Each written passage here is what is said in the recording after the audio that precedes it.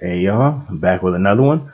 Now, today we're going to be talking about Star Wars, a little bit of Mace Windu, and Finn.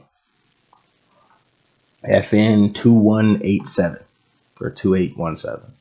Y'all, if you're watching this video and you're a Star Wars nerd, you probably know the number or don't really care either way. But today we're going to talk about Finn and how he did not get his just dues whatsoever. And a lot of the promotional artwork and trailers when Star Wars: The Force Awakens was first coming out, a lot of it made it seem like Finn was going to be a really big deal. Not just no pun intended for him calling himself a big deal in the movie, but it made it seem like Finn is going to have a important backstory that is you know going to be fleshed out and told through this series of movies. That didn't happen. They showed posters of him with that lightsaber, and he held a lightsaber for like 3 minutes, if that, and then got knocked out, and that was it. Now, according to J.J. Abrams and the novelization, I believe the novelization of Star Wars: Rise of Skywalker, Finn, what he was trying to tell Rey the whole time in movies, like it might have seemed me personally, what I thought it was going to be, and a lot of other people thought it was going to be, what he was trying to tell her was that, similar to Luke and Leia, he was going to tell her, I love her, or I love you, or whatever, and she was going to say, I know. That's what some people thought, according to J.J. Abrams, and I believe the novelization of the book of the movie, for those that don't know what the word novelization means, there was actually supposed to be a scene, or a deleted scene maybe, where Finn tries to tell Rey, hey, I'm force sensitive. But before he can get it out, she already knows. She feels it about him. So she just says, I know. Now, with Finn, who they made it seem like had such a big backstory, they could give Finn his own series, very similar to The Mandalorian. Okay? Give him his own series on Disney Plus. Flesh out his backstory. They could do one season of him trying to find where he came from, his actual home. Maybe doing what he can to get into like old First Order records to see exactly where him and the rest of the kids that were in his group were taken from. Try to find his home planet, try to find his family, and really know his past, because it seems like it could be a kind of big deal for a person who I grew up as nothing but a weapon. And then I decided I don't want to be a weapon. I am not just a killer. I'm not just a tool to be used by the First Order. I have a conscience. I have a soul. And I want better. Maybe he could look back into his past and find where he really came from. And that could possibly even tie into why he seems to be force sensitive. Maybe back in maybe his actual family are usually like they're usually force sensitive. Maybe they have a natural connection to the force, as some different species, races, and cultures in the Star Wars universe have shown. Some just have a naturally higher connection to the force. Now, as Finn has been shown to be force sensitive, it could be, it could be just a one time thing with just him being force sensitive. It could be from his family. It could be because of him being around Kylo Ren and the First Order and everything, and his soul aching for something better than the life that he had that just helped him build that connection with the Force. I don't know. Now, me personally, what I would like to see is Finn works and continues to try to build on his connection to the Force, possibly even becoming a Jedi. He attempts to get Rey to train him, to teach him, lightsaber combat. She hands him like a training saber or just some little, random lightsaber she happened to have made or found. He clicks it on. Now, what would be amazing if he hit that button and purple blade shot out. That would be amazing.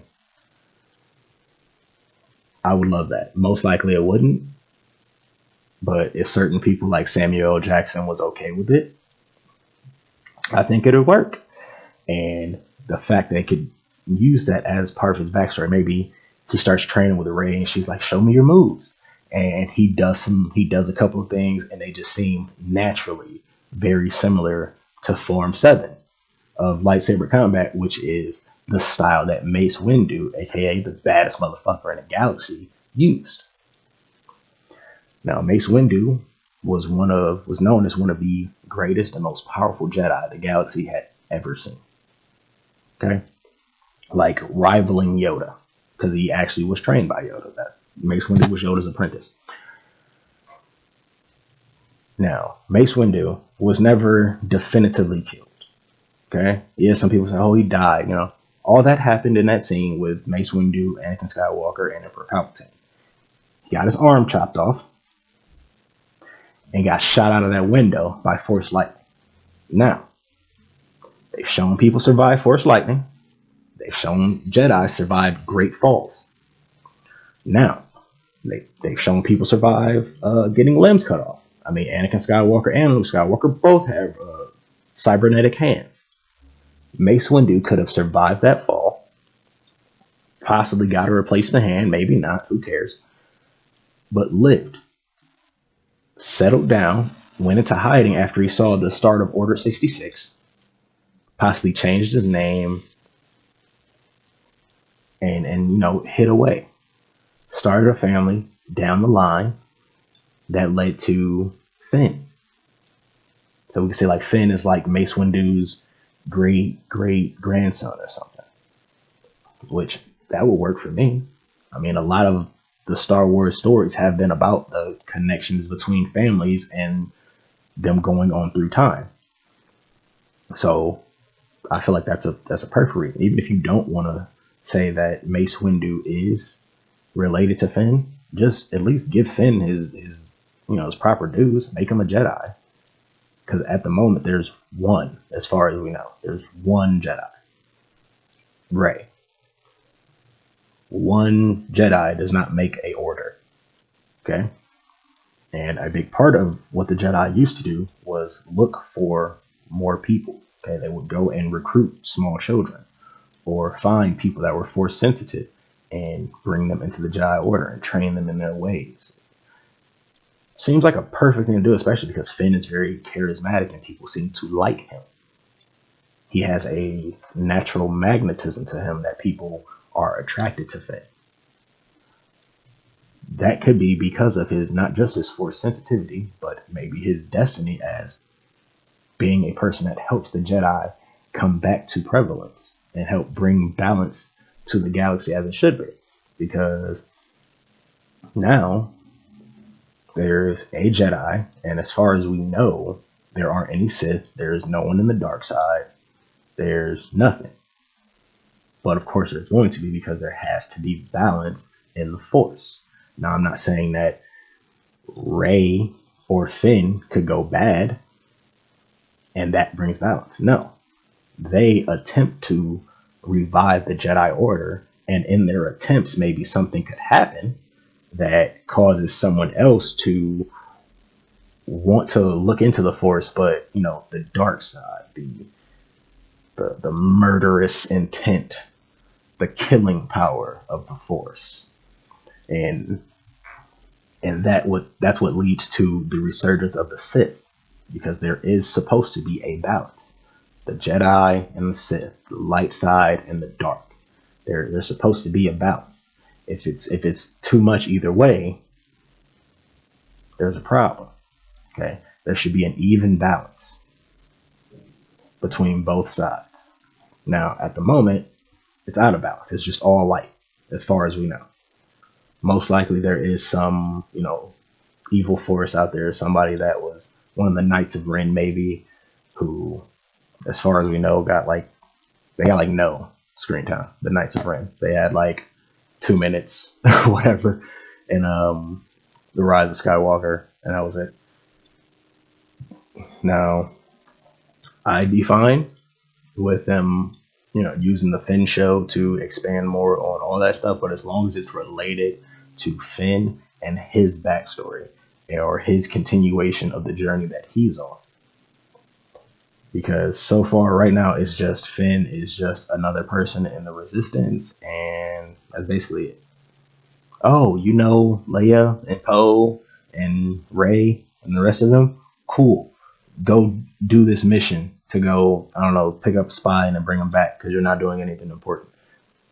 Finn does nothing important now, especially with as far as we know, the Rise of Skywalker was they haven't announced there's anything else coming afterwards. Like all the video games and everything that's been coming out have been before. Mandalorian is set before that. Star Wars Battlefront 2 is set right after the second Death Star is blown up. So before that.